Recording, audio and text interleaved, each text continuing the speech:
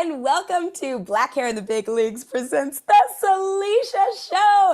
Y'all, last night I had the privilege of getting to see 1776 on Broadway, and it is great. I remember, okay, here's what it is about in my own words. This is my own words, so forgive me if I'm like muddy about it. It is it's about the birthing of the Declaration of Independence. The original production of 1776, the cast was mostly made up of white men, older white men. There was a couple women in it.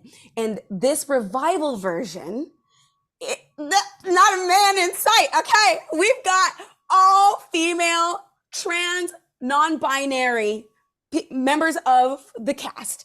And it is extremely diverse. And let me tell you, saying some of those things that are from the original script hits different with a woman, with a trans, with a non-binary, with a person of color in the role. So today I get to talk to two of the cast members from the show. And so just a brief background of each of them. We'll start off with this beauty queen right in front of me. She was in Fela, SpongeBob musical, Violet, Amazing Grace, Black No More, 50th anniversary tour of West Side Story, and the first Grenadian woman on Broadway? It's me. Let's freaking go. And she didn't get to show off these skills, but I have a feeling she's a dancer extraordinaire. Please help me welcome, playing North Carolina, Joseph Hughes, Oneika Phillips. Hey, Salisha. Hey, good people out there.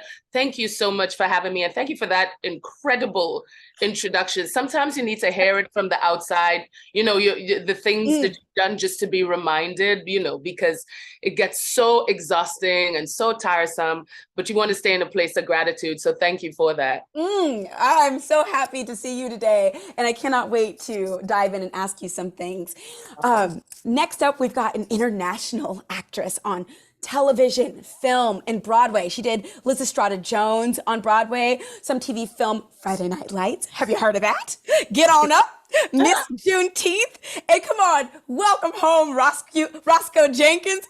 And oh my goodness, last night, I got to witness her playing in earth-shaking and powerful John Hancock in 1776. Please help me welcome Liz Mikel. Hello. Thank you for having us this morning. Snaps to both of you guys. It's a great show. Thank you. And both of you guys have quite a presence. Thank you so much. I do appreciate that. I think, Liz, do you remember Mia's last name, the hair designer? Oh, if I want to say Eccles, but that doesn't sound right. Well, our hair designer, Mia, she, during rehearsals, before we left for Cambridge, for the Boston Out of Town, she came to in the room, sort of observed people in the room, and came up with these styles that she figured would work for us. That was an expression of who we are now, instead of trying to become men that we are not. And I think, especially as a Black woman, I specifically appreciated that. I think it would have been very false and pretentious and pulled people out of things if, for example, we were attempted to do the powdered wigs or something to that effect. But to be able to stay in yourself, but an elevated, dressed up aspect of yourself through the coats and through the hair, then for me personally helped me to connect to the essence of the person that I'm playing, which might seem very ironical, if not impossible, but it really did. In order, keeping myself grounded to me helped me connect more to the character. Okay, so you kind of just answered my question from what I'm gonna guess of what you're gonna say. Was your hair already shaved on the sides before you started? Ding, ding, ding. Yep. Yeah, it was actually after Fela that I decided to go natural. So that was in 2011. Prior to that, I was texturizing. And the natural hair movement hadn't really started yet. Even though I came up in the Caribbean, it's sort of like that across the board story of Black girls, particularly in a certain period where, for ease and convenience, our hair was chemically straightened, right? And I had not, I myself, my mother had, but I had not taken care of my natural hair at all. So to take it on, you would have to do a separate interview about my relationship with my hair. I've been a tomboy since I came out of my mother's womb. So hair itself is like such a complicated conversation with me. But in 2011, and also inspired by the show itself and connectivity to Blackness, I decided to go natural. And one of the things I'd wanted to do for a long time in my life was to rock like a bald head or shaved sides. And so I went for it. I went for the big chop. And it was really cool because the person working on my hair actually said to me, you don't need to texturize. You actually have the curl texture that you're going for.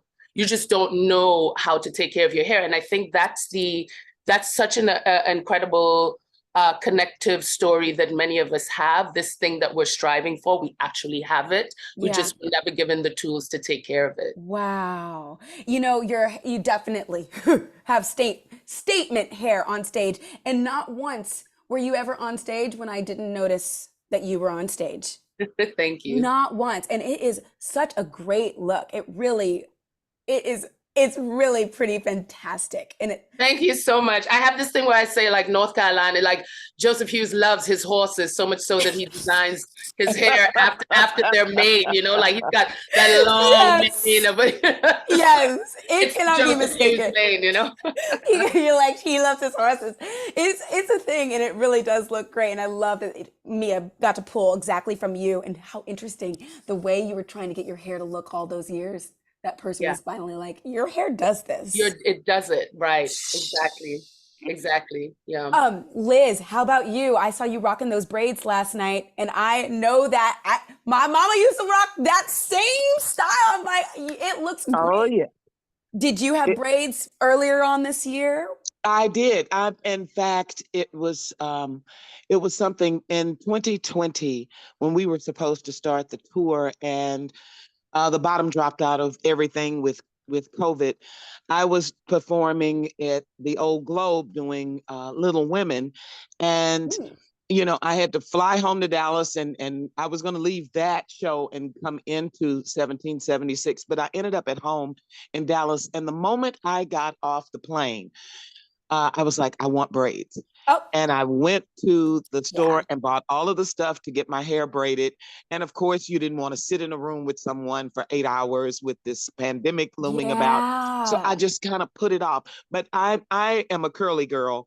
And so I've had curly hair for years. Yeah, I saw that on your website. Yes, I can picture it. Yes. Yeah, it's been, and even in wigs, I prefer the curlier look. If just for convenience, and in TV and film, so you always look the same. You have to have something that always looks like your headshot or close to it. But I wear my hair naturally, and have done that for years. And but the braids were something that I really wanted. And for Mother's Day 2021, my middle daughter said, Mama, you've been wanting these braids. That's my Mother's Day gift to you. You're going to get these braids. And I got braided up, and I'm a company member in Dallas at the Dallas Theater Center. And we started working. And I kept those braids in for working. Of course, I would get my braids tightened up and changed out, but I kept braids for working. Every show that I ended up doing at DTC, I had braids. I would just switch out, colors, the cornrows in the front, or just box braids all over. And I ended up, right before we started 1776, I played the stage manager in our town, and I had these braids. And they were like, well, how are we going to do this? And I styled my braids. They were like, that's perfect. Great. And so that's how I arrived to 1776. And Mia's last name is Meal.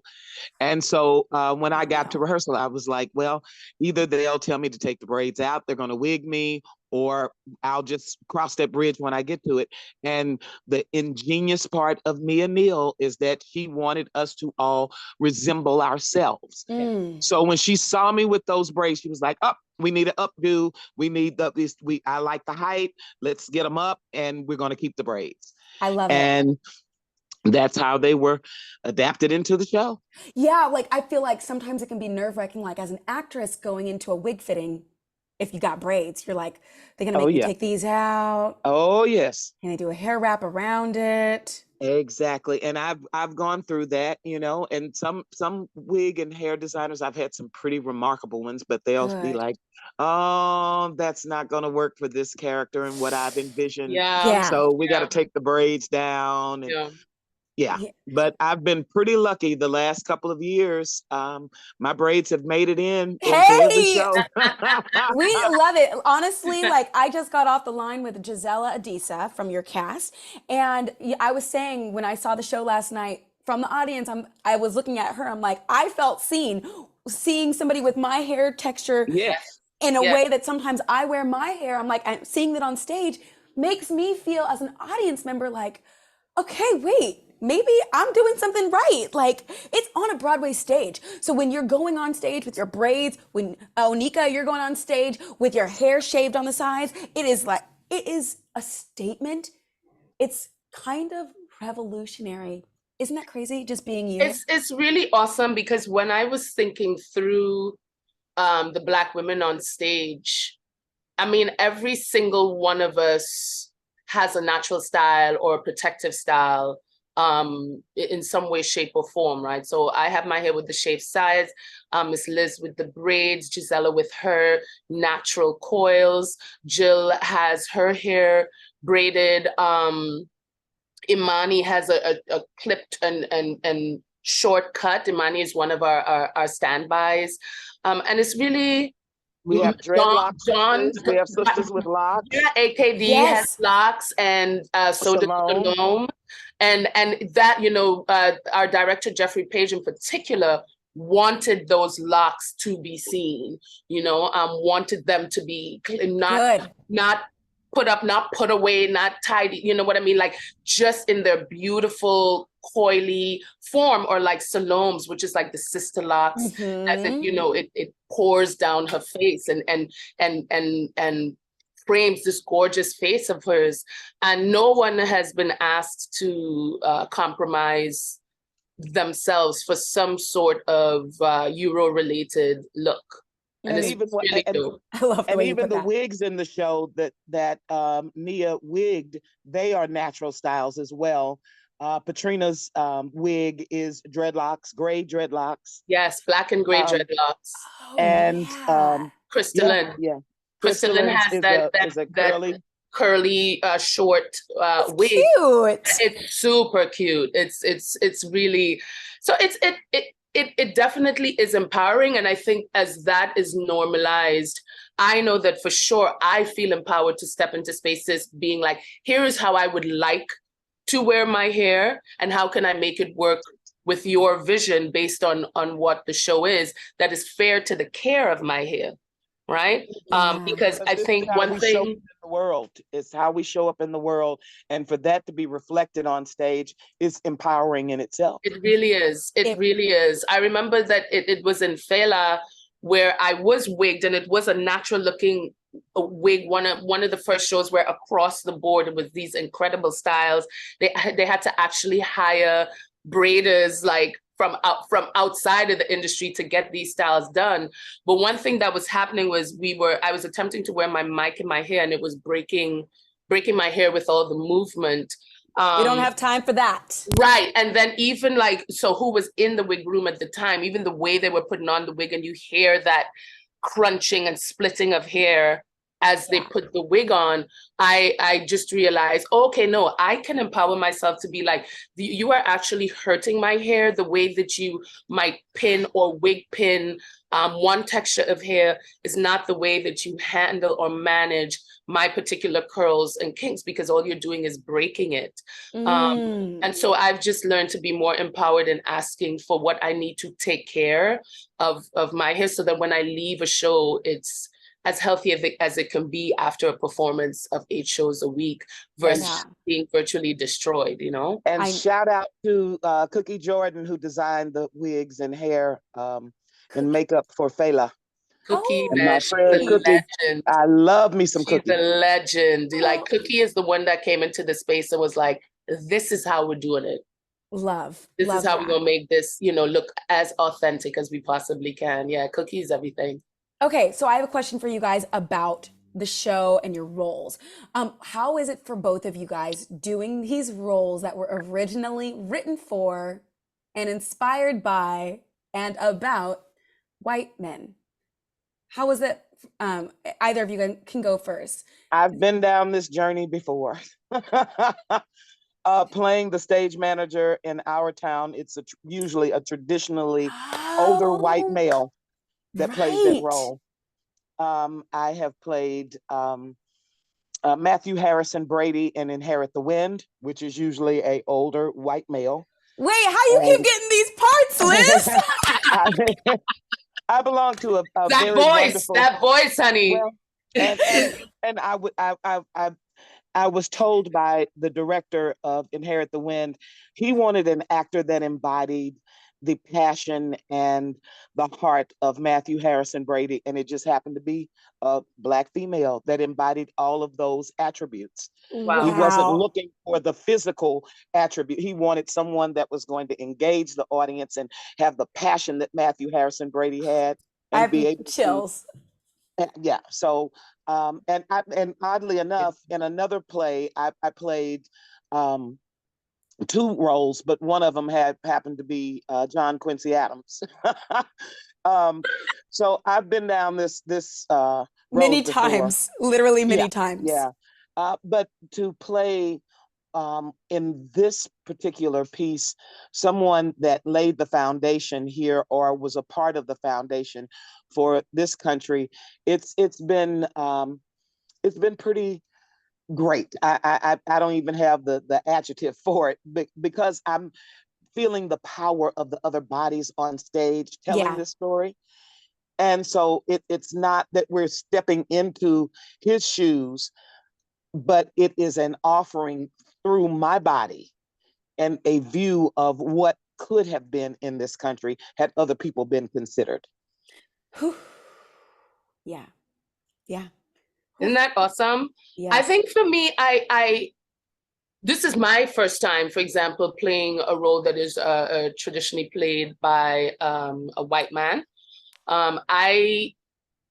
It was all the research to me where you find these through lines, right? So you for a person who, for me, I figured I had nothing in common with, nothing to do with, not historically or anything outside of the conversation of, you know, this man owned slaves and my people were enslaved, like outside of that.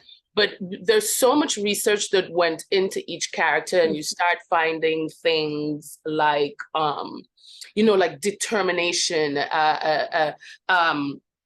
creativity, entrepreneurship, you know, but at the same time, you start to learn, like, okay, this is the investigation that we're doing. It's these dichotomies that happen in existence, where you have brilliance and then you have greed.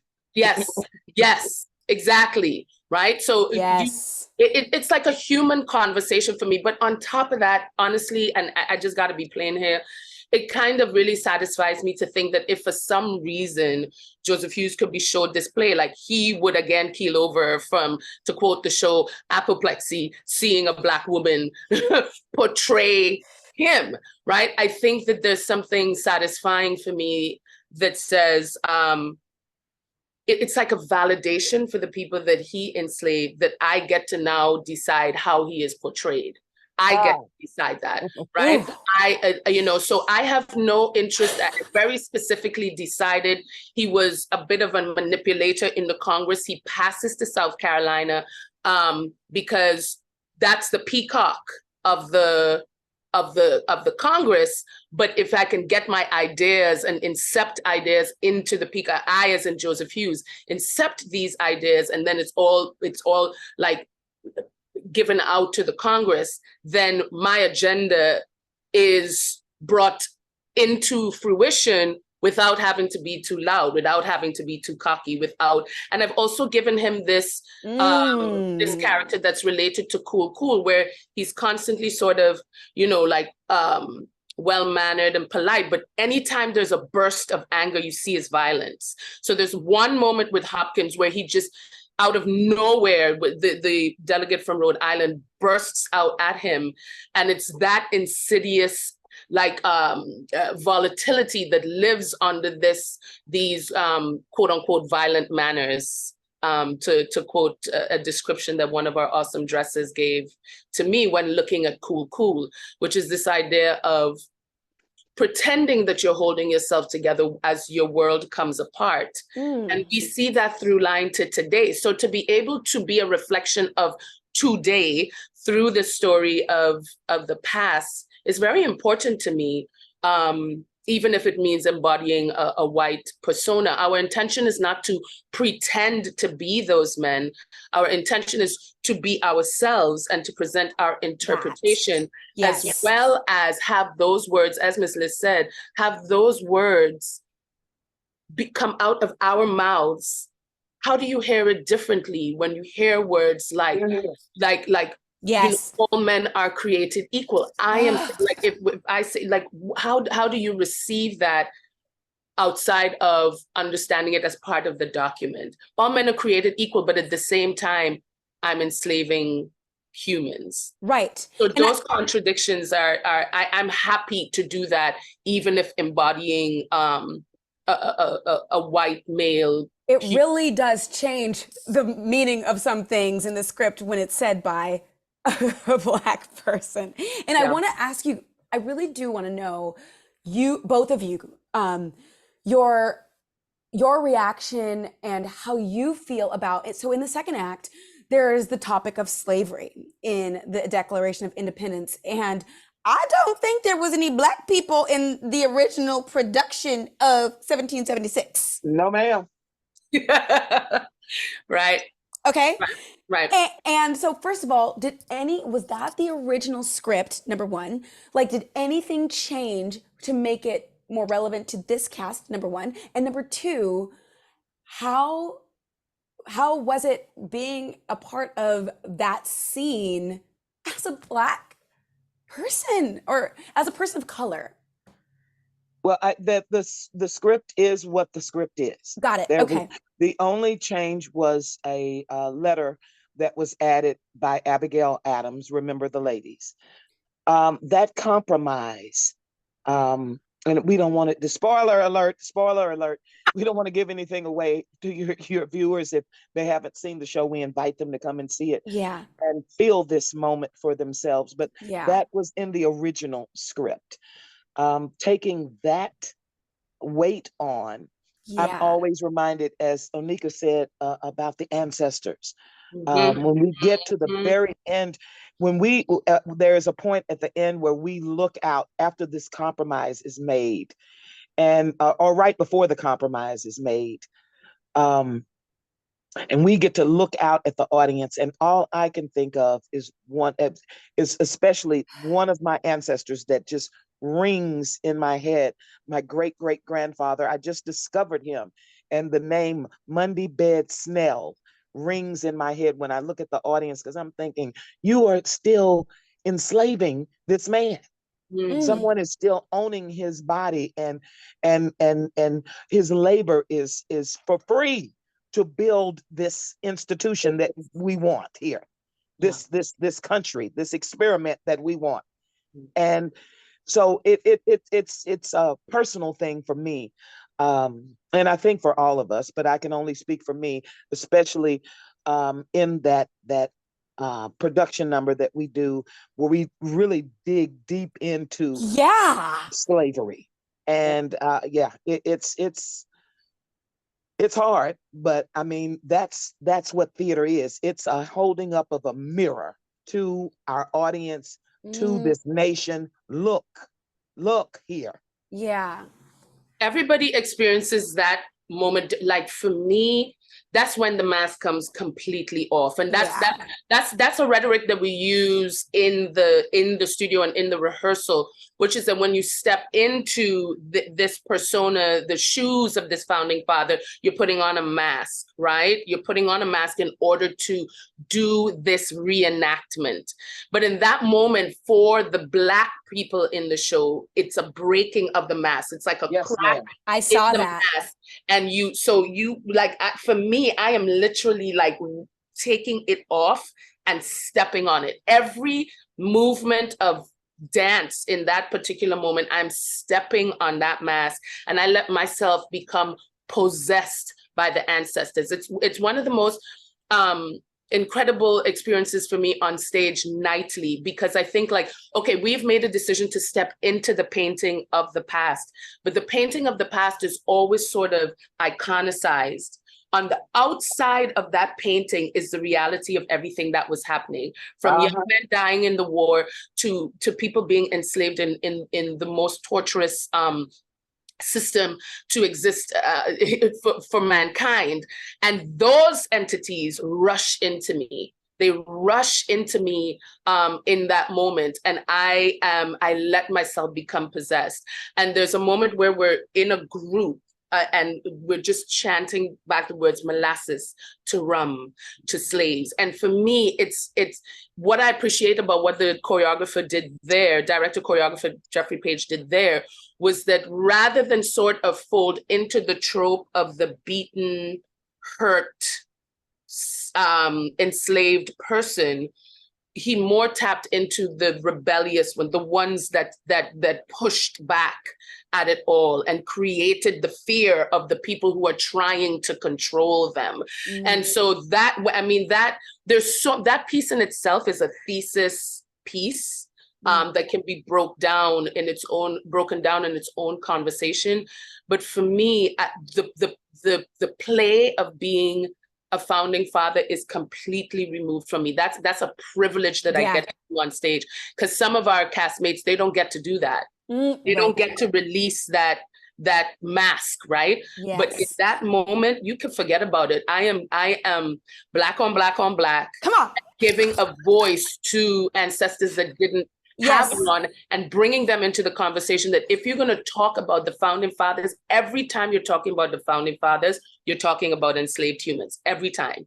No matter the brilliance of their plan, it's not to be kind of basic here, but it's the same thing. Like anytime you're talking about Hitler, you cannot remove the Holocaust from the conversation. You can't. You cannot. So when you're talking about the founding fathers, even if you're focusing, let's say, on Jefferson's brilliance in his writing, you understand that while he was writing, somebody was outside of his window being punished in some way, shape, or form under this particular system. That is just what it is and what it was. And so to be able to interject that into this project that was really a conversation about the men that is a gift. To do that on stage for me nightly, that is a bleeping gift. That's a gift. That was really powerful too. In the audience, I absolutely feel, and I'm gonna have to let you guys go in just a couple minutes, but that was definitely a moment in the audience seeing, I'm like, okay, I can see how they actually feel about this. And I'm like, again, as an audience member, I felt seen. I'm like, okay, all right, as long as we're all on the same page here, that's how I felt. I'm like, okay. And I think that we too were like, okay, is this something new you added? Is this it's actually that moment in the work that inspired Paulus and Page to mount the work. Yeah, I felt that. It's that pivotal moment where it was like, oh, this is a conversation we need to know and understand about the contradictions knitted into the foundation of the country. So, Because it's easy to say, you know how people say they're men of their time? I'm trying, Miss Liz, I'm trying to do the I'm trying not to spoil. But you know how that, they're men of their time. Okay, that is true in one way. But the fact that the consideration had been there shows that they were well aware. Yes, they were. Right? Well aware of the travesty that was this thing. but it is a conversation in what we see happening today, which is economy over humanity. That's still happening now. Wow. Economy over humanity is still happening now. When you have the conversation about climate change and who are the bodies that are going to be first and most affected, oil trumps it every time. Wow. Oil and gas trumps it every time. So the barrels in our show that are rum barrels, for me, if you do, again, the through line to today, you see the oil barrels. Yep. Right. So it's still these when you hear people like the Green New Deal and trying to create a new world in which we are preparing to save our planet. And people are like, yeah, but the profits, though. You know, it's still a thing. Yeah. It's still a thing. And to be in a production that highlights that if we are not careful with this repetition of history, like we're doomed to destroy ourselves. Wow. Yeah, it's a privilege. And to do it in my Black self. Let's go. Shame. And Miss Liz in those braids. It's beautiful. And in their locks, like to do that, to be able to do that without asking me to look another way is just, it's a powerful experience for me as an actress. It really is. And empowering for work that is to come after the show, the things that I can ask for, the things that I insist on, the things that I figure I have a right to ask for because of this Black body crowned with this Black hair, right? I have a right to ask for these things. So I hate to cut us off because we're at time, but before I let you guys go, I do want to say that you both are amazing, and it is it is truly a pleasure to get to talk to the both of you, and also to see your genius on stage and to see this script, to see this story through your eyes. It is very powerful, and I hope you guys tour with it because it's a limited engagement until what? On Broadway, January 8th? January 8th. That's it. Yeah. And if you have people across the country, please be looking out for us. We'll be on tour. Yes. 1776. Hey, how can people find you guys? Handles, websites? Mainly for me on Instagram, at Dragon Passion Fruit. And perfect. I'm on Instagram and on Twitter at MIZLYZZ, Ms. Liz. Ms. Liz. Come on, Ms. Liz. Again, thank you so much for joining me, you guys. You're both so great, and congratulations. Thank you so much. Thank you for coming so much to the show. And also thank you for this work that you're doing to bring awareness to our experiences on Broadway. I think it's so important that we continue to highlight these conversations for our physical health or mental health. You know, taking care of what crowns our bodies is absolutely essential, especially when you're called into a space 8 shows a week, and that crown has to be manipulated. The conversations that you're having are absolutely essential for ongoing progress. So thank you. Thanks for having us. Thank you, Oneika. Thank you, Liz. And you guys have a great rest of your day. Thank you. I'll see you later, Miss Liz. See you in a minute. Bye, you guys. Bye, Salisha. Thank you. Bye.